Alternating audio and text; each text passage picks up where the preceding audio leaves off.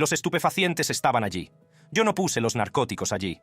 A los agentes de policía se les exige mucho y se espera de ellos que den ejemplo de ciudadanía ejemplar, evitando las actividades delictivas. Sin embargo, los individuos que voy a mostrarles en este vídeo se desviaron claramente de esta expectativa. En lugar de alejarse de la delincuencia, estos policías corruptos cometieron actos atroces, desde colocar pruebas incriminatorias en automovilistas desprevenidos, hasta llevar una doble vida asesina. Su conducta se asemeja más a la de delincuentes empedernidos que a la de gente de la ley. Como era de esperar, muchos de ellos acabaron en la cárcel. Así pues, les presento a los policías corruptos que acabaron en la cárcel. Zachary Wester. Zachary Wester, ex ayudante del sheriff del condado de Jackson, Florida, parecía un agente de la ley normal y corriente. Pero detrás de su placa y su uniforme se desarrollaba una trama siniestra. Las acciones de Wester no solo empañarían su reputación, sino que arrojarían una oscura sombra sobre todo el sistema judicial. Fue en 2018 cuando los investigadores de asuntos internos hicieron un descubrimiento impactante. Escondidas en el coche patrulla de Wester había drogas, cuidadosamente ocultas a miradas indiscretas.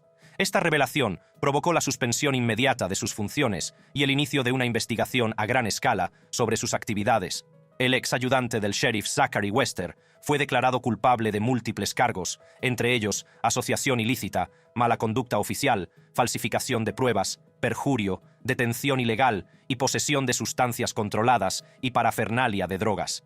Sus delitos han conmocionado a la comunidad y han suscitado serias dudas sobre la integridad de nuestras fuerzas del orden. Los fiscales alegaron que Wester había estado colocando drogas en los coches de los conductores durante controles de tráfico rutinarios. Luego, utilizaba estas pruebas falsas para efectuar detenciones, en un intento de aumentar su historial de arrestos y satisfacer su insaciable sed de poder. Las grabaciones de las cámaras corporales obtenidas durante la investigación revelaron el verdadero alcance de la corrupción de Wester. En estas escalofriantes grabaciones se le ve sosteniendo subrepticiamente bolsas llenas de droga antes de efectuar los registros en los vehículos que había parado. Fue un acto calculado de engaño, una traición a la confianza depositada en él por la comunidad a la que había jurado proteger. Las detenciones de un agente se cuestionan en este momento y usted es detenido. Vale, no hago nada, no me meto con esas cosas. Esencialmente estaba empleando trucos de magia para ocultar pruebas. Le deseamos una feliz Navidad. Le deseamos una feliz Navidad. Lo que tenemos ahí, amigo mío, mira ahí.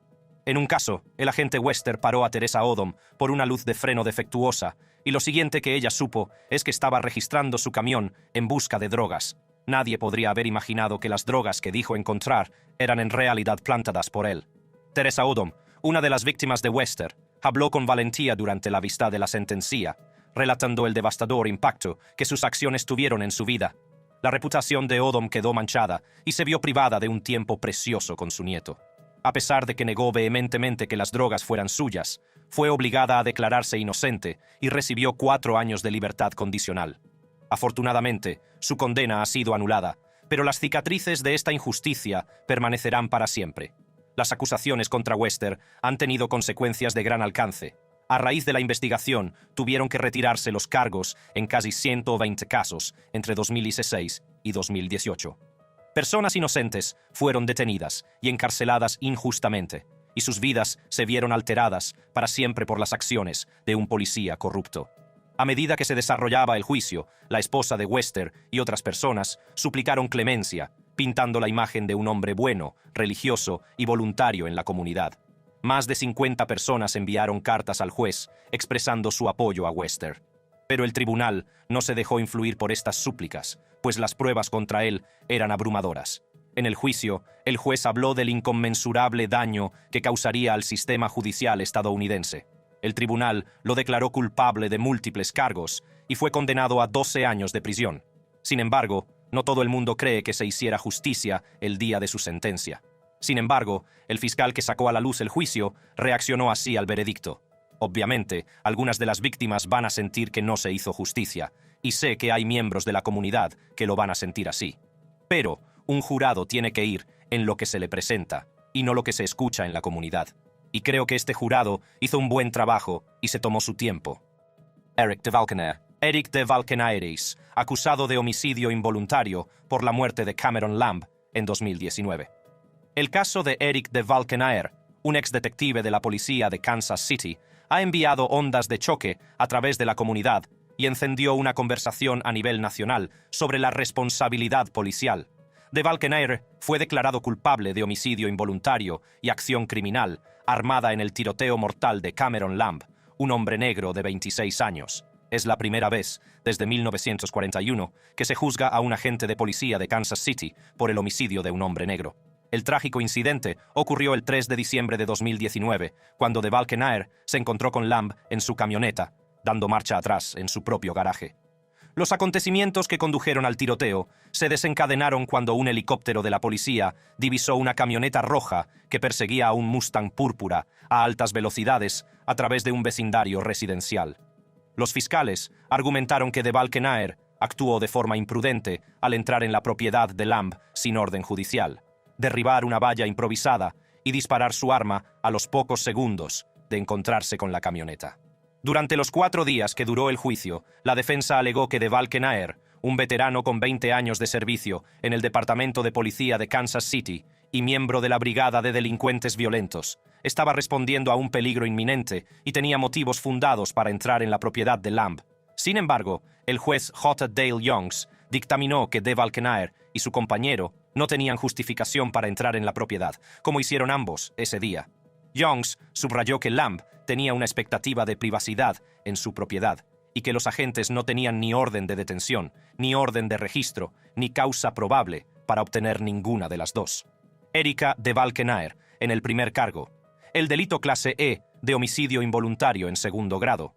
La sentenció a un período de encarcelamiento en la División de Instituciones para Adultos de Missouri de 3 años por el delito grave no clasificado de acción criminal armada. Lo sentenció a un término de encarcelamiento de 6 años en el Departamento Correccional de Missouri. Cuando se pronunció el veredicto, de Valkenaer se desplomó en su asiento y los gritos de júbilo llenaron el pasillo del tribunal mientras la familia y los partidarios de Lamb se abrazaban. De Valkenaer se enfrenta ahora a una pena mínima legal de 3 años por homicidio involuntario y 3 años por acción criminal armada. El juicio y las condenas han puesto de manifiesto las tensas relaciones entre la Fiscalía del Condado de Jackson y el Departamento de Policía de Kansas City, con acusaciones de falta de neutralidad en la investigación. Se espera que los abogados de Valkenaer recurran el veredicto, prolongando la batalla legal y manteniendo el caso en el punto de mira de la opinión pública. Mientras tanto, Essie Lee Merritt, abogado que representa a la familia Lamb, saludó el veredicto como un paso trascendental e histórico hacia la justicia. Los padres de los hijos menores de Lamb también han presentado una demanda por homicidio culposo contra de Valkenaer y la Junta de Comisarios de Policía de Kansas City. Los veredictos de culpabilidad, en este caso, no se consideran una acusación contra todo el Departamento de Policía de Kansas City, sino más bien un reflejo del funcionamiento del sistema de justicia penal. El alcalde Quinton Lucas subrayó que el proceso de investigación, acusación y condena es habitual, y que los hombres y mujeres de las fuerzas del orden continuarán su labor vital para garantizar la seguridad de la ciudad. La Southern Christian Leadership Conference of Greater Kansas City celebró el veredicto, destacando la importancia de esta condena en la lucha por la justicia. El caso de Eric de Valkenaer es un duro recordatorio de la importancia de exigir responsabilidades a quienes ocupan puestos de poder y de luchar por una sociedad más justa y equitativa. Sargento Wayne Jenkins. Todo empezó en 2007, cuando el Departamento de Policía de Baltimore dio un giro a su estrategia policial. Preocupado porque la atención prestada a los delitos relacionados con las drogas había eclipsado el creciente problema de la violencia armada, el departamento creó la GTTF. Dirigida por el sargento Wayne Jenkins, la unidad se consideró inicialmente una solución prometedora al problema de las armas en la ciudad. La GTTF se creó para abordar casos sofisticados de tráfico de armas. El Departamento de Policía de Baltimore reconoció que las armas, y no las drogas, eran el verdadero problema de la ciudad. Querían un enfoque más inteligente, centrado en los malos, con armas. Con poca fanfarria, el GTTF se propuso marcar la diferencia. Se trataba de una pequeña unidad de agentes de paisano que actuaba en la sombra y cuyo trabajo era en gran medida desconocido para el público. Su bajo perfil les permitía recorrer las calles en busca de armas de fuego ilegales sin llamar la atención. Al principio, sus esfuerzos parecían encomiables. El GTTF realizó importantes detenciones y se incautó de numerosas armas. Fueron alabados como héroes, un baluarte contra el caos que asolaba la ciudad. Sus superiores los admiraban, les concedían privilegios especiales y los consideraban modelos a seguir dentro del departamento. Pero con el paso del tiempo, el GTTF empezó a perder de vista su misión original. El interés por los casos sofisticados de tráfico de armas se desvaneció y la unidad se transformó en un grupo más de agentes de paisano campando a sus anchas por la ciudad.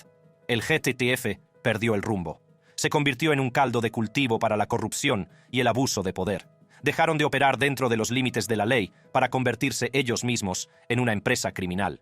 Escudados en su reputación y en la falta de escrutinio público, los GTTF se embarcaron en una ola de crímenes que conmocionaría a la ciudad hasta sus cimientos. Detenían a personas inocentes en la calle y les robaban sus pertenencias. Colocaron drogas y armas a personas desprevenidas, inculpándolas de delitos que no habían cometido. Invadieron los hogares de la gente, robándoles bajo el pretexto de hacer cumplir la ley. Y para colmo de males, cobraron fraudulentamente a la ciudad horas extraordinarias que nunca trabajaron. El alcance de su mala conducta era asombroso.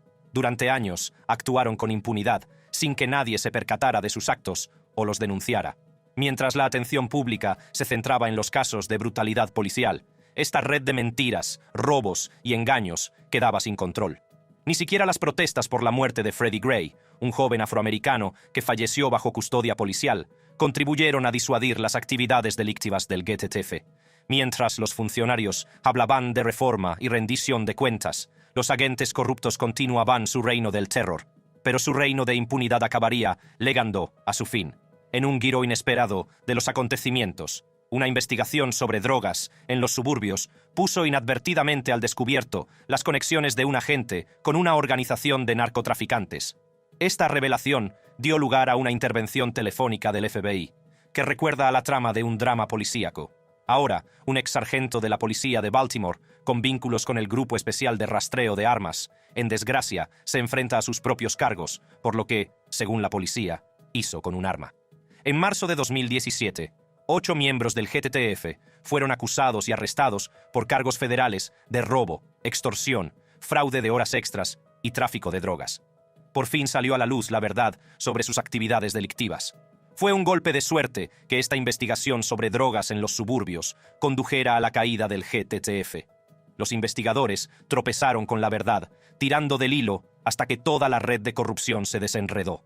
6 de los 8 agentes detenidos se declararon culpables de los cargos, mientras que 4 cooperaron con la justicia, aportando testimonios cruciales contra los 2 restantes. En febrero de 2018, un jurado declaró culpables a esos 2 agentes, que fueron condenados a penas de entre 7 y 25 años de prisión. Gerard John Schaefer. En la tranquila ciudad de Neenah, Wisconsin, el 26 de marzo de 1946, nació un niño que crecería hasta convertirse en uno de los asesinos más notorios de la historia de Estados Unidos. Gerard John Schaefer Jr., el primero de 3 hermanos, llegó al mundo con un destino problemático que se desarrollaría de forma inimaginable. El padre de Gerard, Gerard John Schaefer Sr., era un vendedor ambulante, a menudo ausente del hogar. Su madre, Doris Marie Schaefer, era ama de casa y luchaba por mantener la estabilidad en medio de los constantes traslados a los que se veía obligada la familia. Cuando Gerard entró en la adolescencia, sus inquietantes fantasías empezaron a tomar forma. Desarrolló una afición por el sadomasoquismo y el bondage, obteniendo placer de infligirse dolor a sí mismo. Estos rituales a menudo implicaban atarse a un árbol en lugares remotos y entregarse a actos que más tarde presagiarían los horrores que vendrían. A pesar de su naturaleza problemática, sus profesores lo consideraban un estudiante prometedor. Destacaba en los deportes, jugando en el equipo universitario de fútbol y demostrando sus habilidades como excelente golfista. Pero bajo la superficie crecía una oscuridad que acabaría consumiéndolo. El periplo académico de Gerard le llevó a la Florida Atlantic University, FAU, de Boca Ratón, donde comenzó sus estudios en 1968 con la aspiración de obtener una licenciatura en educación. Fue durante esta época cuando conoció a Martha Marty Louise Fogg, compañera de estudios en la FAU, y ambos se embarcaron en una tumultuosa relación que acabó en divorcio. Fue en este periodo de incertidumbre cuando el camino de Gerard dio un giro oscuro. El 1 de septiembre de 1970 solicitó una vacante en el departamento de policía de Wilton Manors. Ocultando sus anteriores despidos de puestos docentes, Gerard afirmó falsamente tener experiencia investigadora en la FAU y haber regresado recientemente de Marruecos. El historial laboral previo de Gerard no se comprobó y fue admitido formalmente en el Departamento de Policía del Condado de Broward en septiembre de 1971. Nadie podía imaginar que ese sería el comienzo de un reino de terror que conmocionaría al país. Cuando Gerard John Schaefer se puso el uniforme del Departamento de Policía del Condado de Broward, nadie sospechaba la oscuridad que se escondía bajo su fachada de autoridad. Su posición como agente de la ley le proporcionó la tapadera perfecta para llevar a cabo sus sádicos deseos. Esta es la escalofriante historia de la transformación de Gerard de policía corrupto a sádico asesino en serie. Fue en 1972 cuando el reino del terror de Gerard comenzó a desplegarse. Dos chicas adolescentes, cuyas vidas cambiaron para siempre, se encontraron con el siniestro agente. Ellas se convertirían en la clave para desenmascarar la verdadera naturaleza del hombre conocido como el policía asesino, el ahorcado y el carnicero de Blind Creek. Las pruebas contra Gerard eran abrumadoras. Se descubrieron los cuerpos de dos mujeres jóvenes enterrados en fosas poco profundas, con las marcas de una violencia y un sadismo extremos. El método favorito de Gerard, que consistía en atar a las mujeres a los árboles con una soga de verdugo alrededor del cuello antes de someterlas a tortura y asesinato, conmocionó a la comunidad. La investigación de los atroces crímenes de Gerard reveló un patrón de secuestros, torturas y abusos sexuales. Sus víctimas, a menudo mujeres jóvenes y niñas, eran el blanco y sus vidas cegadas por las manos de un hombre que había jurado proteger y servir. El juicio que se celebró a continuación puso al descubierto las profundidades de la depravación de Gerard. Los testimonios de testigos presenciales, las pruebas físicas y sus inquietantes escritos, en los que detallaba cómo ejecutar correctamente a las mujeres, ofrecieron una imagen escalofriante de un hombre consumido por deseos sádicos. A pesar de las declaraciones de inocencia de Gerard y sus intentos de desacreditar las pruebas en su contra, el jurado lo declaró culpable de los asesinatos. En 1973 fue condenado a 2 cadenas perpetuas en la prisión estatal de Florida, donde pasaría el resto de sus días. El reino del terror de Gerard había llegado a su fin, pero es posible que nunca se conozca el verdadero alcance de sus crímenes. Sospechoso de hasta 26 asesinatos más, se llevó a la tumba los secretos de las identidades de sus víctimas. En diciembre de 1995, Gerard tuvo un final digno al ser apuñalado por un compañero mientras cumplía condena. Su muerte supuso el final para las familias de sus víctimas, pero las cicatrices dejadas por sus actos sádicos permanecerán para siempre. Carol Cole. Carol Cole nació el 9 de mayo de 1938 en Sioux City, Iowa, hijo de Laverne Cole y Vesta Cole. El viaje de su familia les llevó a California cuando él era solo un niño, en busca de un nuevo comienzo. Sin embargo, pocos se imaginaban que los demonios que acechaban en su propia casa tendrían un profundo impacto en la vida del joven Carroll. Pero fue un trágico suceso a la tierna edad de 8 años, lo que cambiaría para siempre la vida de Carroll. En un arrebato de ira y buscando vengarse de su madre, Carroll ahogó a uno de sus compañeros de clase, un niño llamado Dwayne, en un lago de Richmond, California. Este acto de violencia se convirtió en una obsesión para el joven Carroll, atormentando sus pensamientos y alimentando su deseo de venganza. Cuando Carroll entró en la adolescencia, su problemática educación y el peso de su oscuro secreto empezaron a pasarle factura. Encontró consuelo en delitos menores, buscando una salida a su ira y frustración. Pero estos actos de rebeldía solo sirvieron para meterle en problemas con la ley, ya que era arrestado con frecuencia por su comportamiento delictivo. A pesar de su problemático pasado, la vida de Carroll dio un giro inesperado cuando se alistó en el ejército estadounidense al terminar el instituto. Sin embargo, su estancia en el ejército duró poco, ya que fue licenciado por robar pistolas. Esto marcó un punto de inflexión en la vida de Carroll, que se adentró en un mundo de oscuridad y criminalidad. En 1960, sus fantasías violentas con mujeres estranguladas empezaron a consumirle. Atacó a 2 parejas aparcadas en coches en un camino de amantes, desatando sus retorcidos deseos sobre víctimas desprevenidas. En un extraño giro, llegó a llamar a la policía para denunciar sus propias fantasías violentas, mostrando un inquietante deseo de llamar la atención y una total indiferencia por las vidas que estaba poniendo en peligro. La escalada de conducta de Carroll le llevó a ingresar en varios hospitales psiquiátricos, donde se le diagnosticó un trastorno antisocial de la personalidad. Tras salir de los hospitales psiquiátricos, Carroll se trasladó a Texas, donde se casó con Billie Whitworth, una bailarina de striptease alcohólica.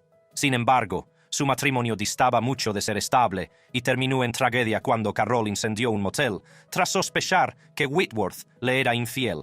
Este acto de violencia fue un escalofriante precursor de los horrores que le esperaban a Carroll en el futuro. Así se preparó el escenario para el descenso a las tinieblas de Carroll Edward Eddie Cole. Tras salir de un hospital psiquiátrico, las fantasías violentas de Carroll Cole, en las que estrangulaba a mujeres, se hicieron realidad. En 1971, cometió sus primeros asesinatos conocidos, cobrándose las vidas de Essie Louise Buck y una mujer no identificada. Estos atroces actos marcaron el comienzo de un reino de terror que se extendería durante varios años y en varios estados. A pesar de sus tendencias violentas, Carroll consiguió encontrar el amor y la compañía. En 1973 se casó con Diana Faye Younglove Paschal, camarera de un bar. Sin embargo, su matrimonio distaba mucho de ser idílico. Los oscuros deseos de Carroll y su incontrolable rabia pronto acabarían con cualquier atisbo de normalidad. En 1979, el matrimonio de Carroll con Diana terminó en tragedia, cuando él la estranguló hasta matarla. Los detalles de este horrible acto siguen siendo inquietantemente vívidos, un testimonio de las profundidades de la depravación de Carroll. Con cada asesinato, su sed de violencia y control aumentaba, dejando un rastro de devastación a su paso. La insaciable necesidad de matar de Carroll le llevó a desplazarse por distintos estados, dejando tras de sí una serie de víctimas y un rastro de miedo. Su estilo de vida nómada le permitió eludir la captura durante un tiempo, mientras seguía aprovechándose de mujeres desprevenidas. El número exacto de sus víctimas sigue siendo incierto, ya que el propio Carroll no podía recordar el recuento exacto debido a su estado de embriaguez durante los crímenes. En 1980, el reino del terror de Carroll llegó a su fin.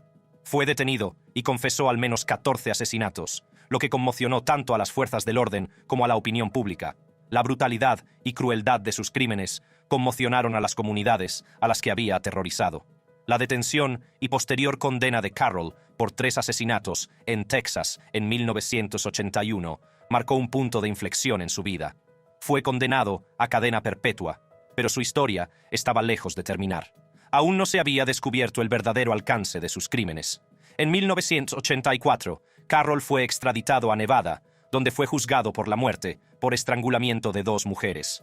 Las pruebas en su contra eran abrumadoras y no dejaban lugar a dudas sobre su culpabilidad.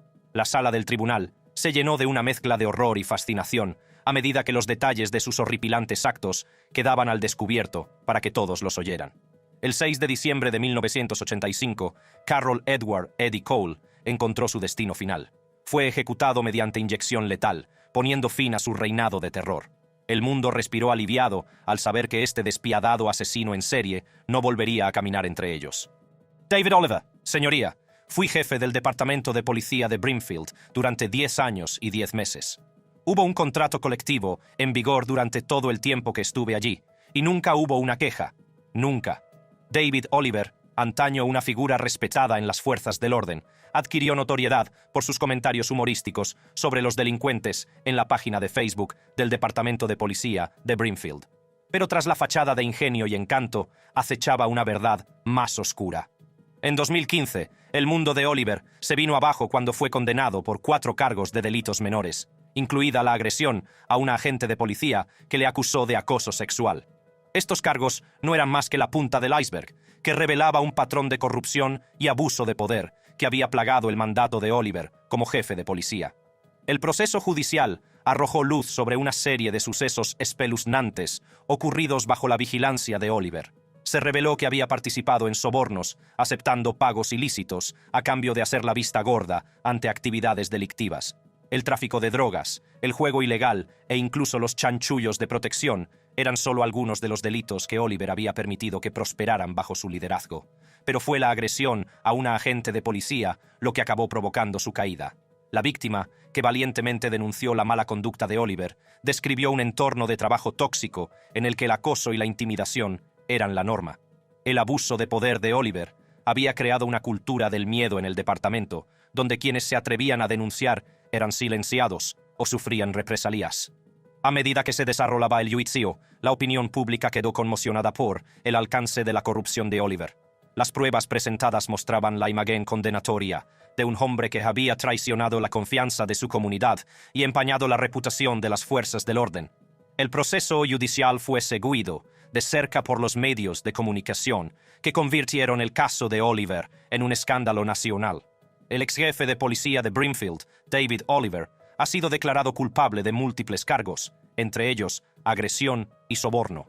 La decisión del tribunal envía un firme mensaje de que no se tolerará la corrupción en el seno de las fuerzas del orden.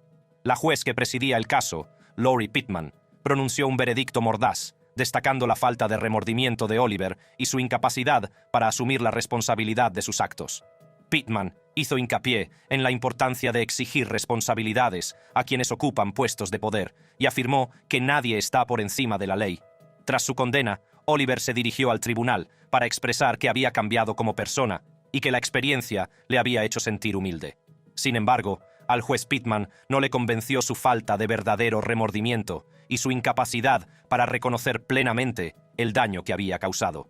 Como resultado de su condena, Oliver fue sentenciado a 2 años de libertad condicional, un simple tirón de orejas comparado con el daño que había infligido a la comunidad y a las vidas que había afectado.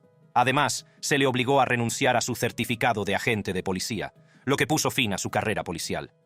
Daniel Holtzclaw. Muy bien, los veredictos parecen estar en orden. Esto es en el Tribunal de Distrito del Condado de Oklahoma, Estado de Oklahoma.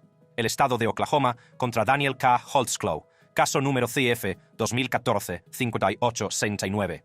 Veredicto cargo 1. Agresión sexual. En la tranquila ciudad de Enid, Oklahoma, un joven llamado Daniel Holtzclaw nació el 10 de diciembre de 1986.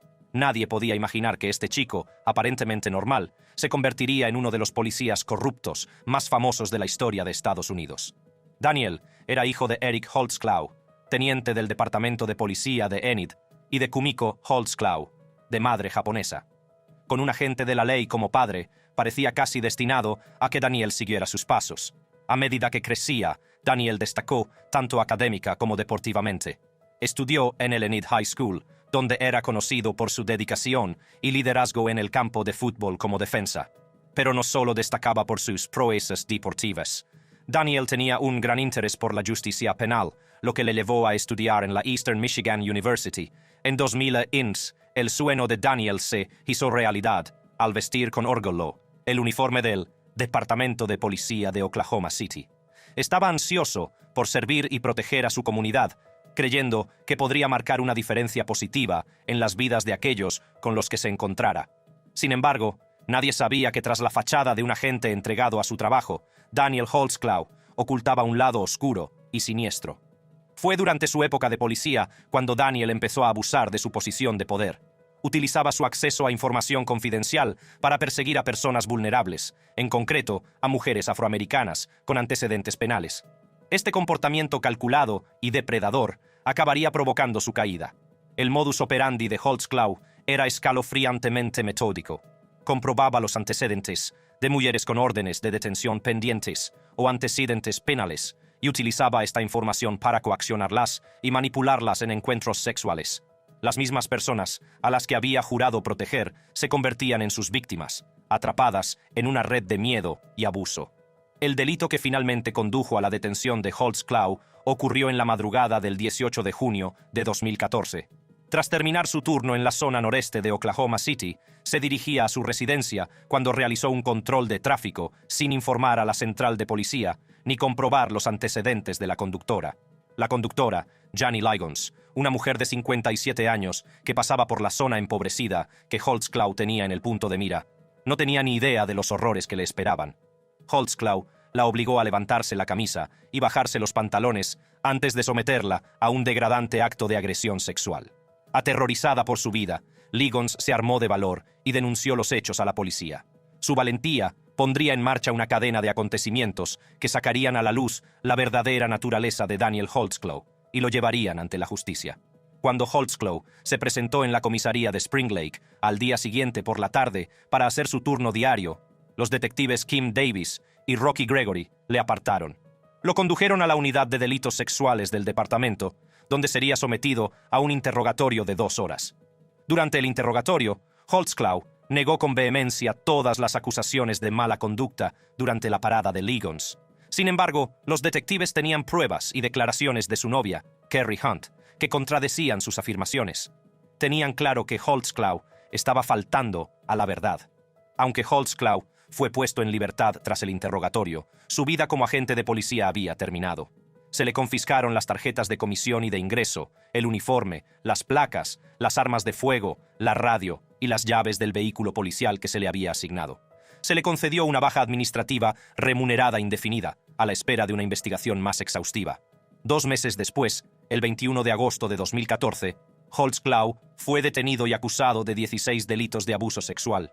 A medida que avanzaba la investigación, se presentaron una docena de denunciantes adicionales, con lo que el número total de mujeres dispuestas a testificar contra él ascendió a 13. Finalmente, el 10 de diciembre de 2015, el jurado llegó a un veredicto.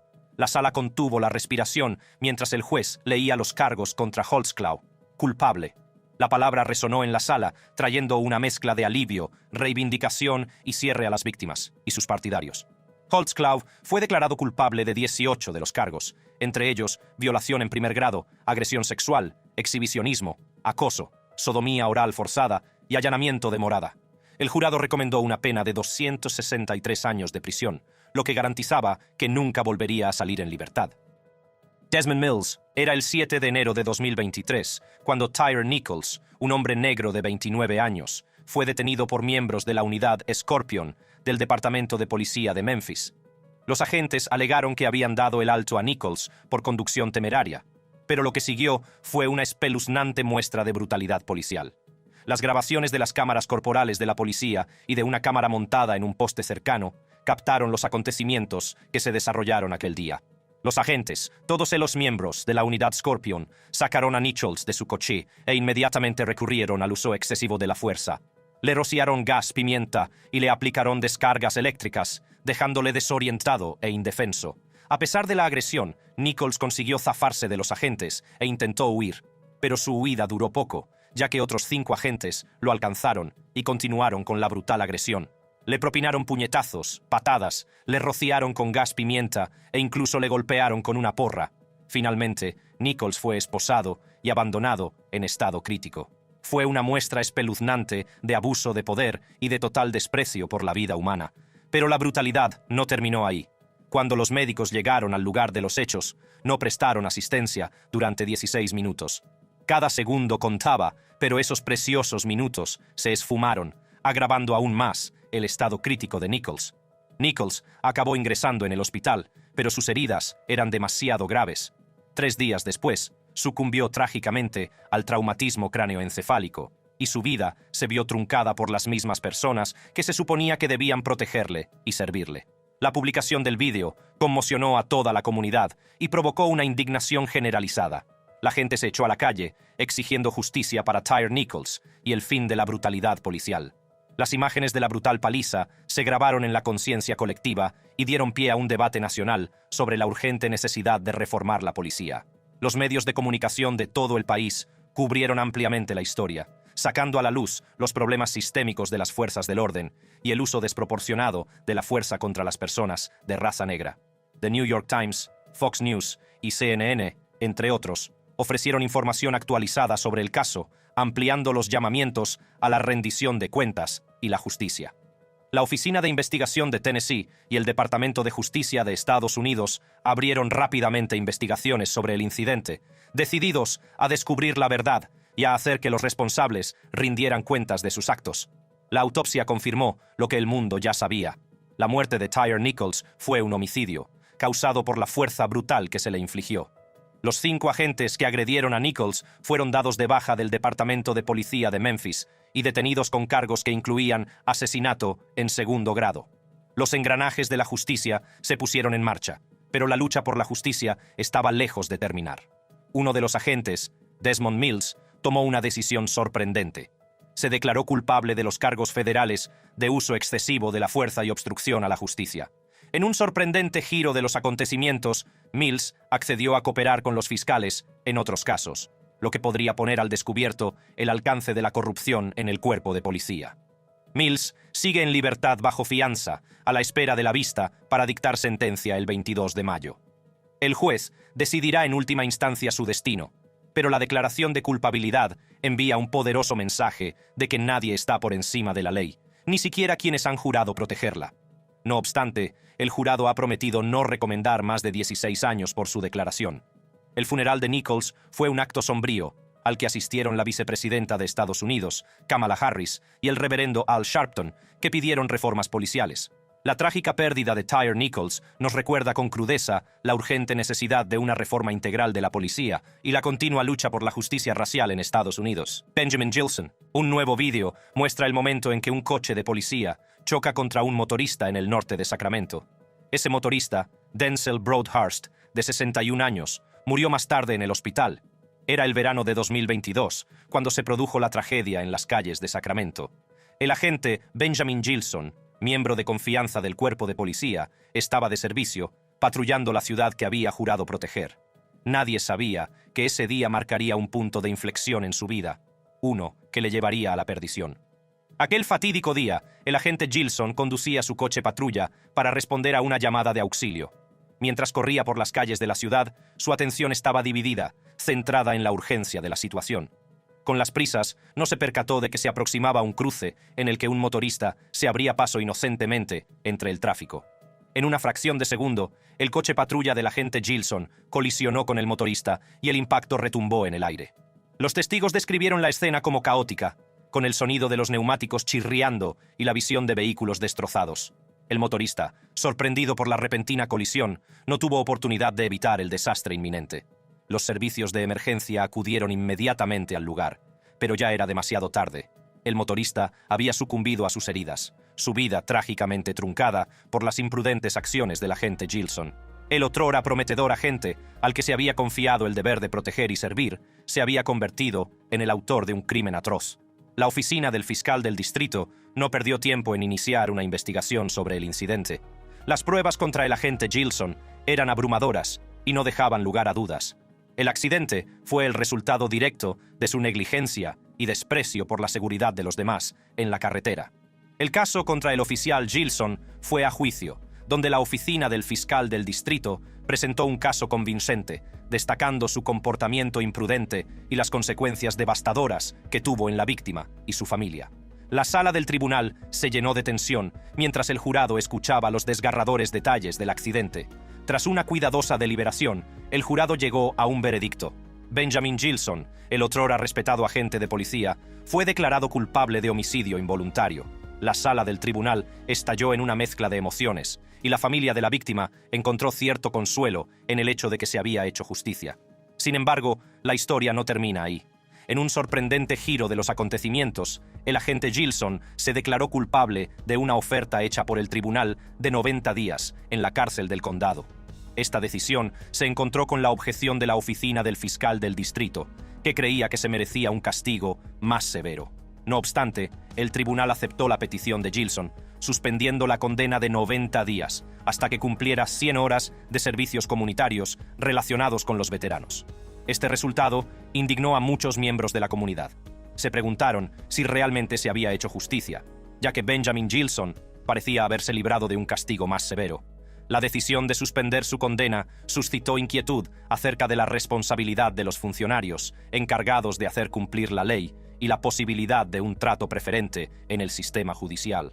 Y con esto llegamos al final de este vídeo. Para ver más vídeos como este, haz clic en las tarjetas de tu pantalla.